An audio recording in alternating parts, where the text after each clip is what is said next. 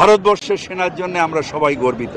ভারতবর্ষ এক, ভারতবর্ষ এক, সেখানে সব ধর্ম সব জাতির মানুষ একসাথে থেকে বলবে सारे जहां से अच्छा हिंदुस्तान हमारा, हम बुलबुली है इसकी, ये गुलिस्तान हमारा।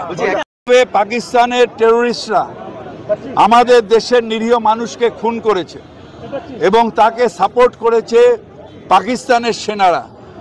সেই আমাদের অপমানের সত্যিকারের জবাব দিয়েছে আমাদের ভারতের সেনাবাহিনী এবং তার জন্য আমরা গর্বিত।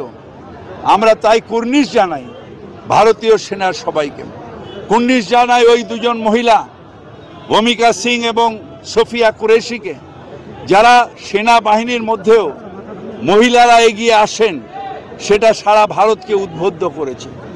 আমরা কুর্নিশ জানাই এবং তার আত্মার শান্তি কামনা করি যারা এই যুদ্ধে টেরোরিস্টদের সাথে লড়াই করতে করতে মারা গেছেন, যেরকম আমাদের ঝন্টু আলী শেখ, অন্য যারা সেনাবাহিনীর যারা মারা গেছেন, বিএসএফের যারা মারা গেছেন, তাদের সবাইকে তাদের আত্মার সান্ত্বনা কামনা করি এবং বলি তোমাদের রক্ত হবে না ব্যর্থ।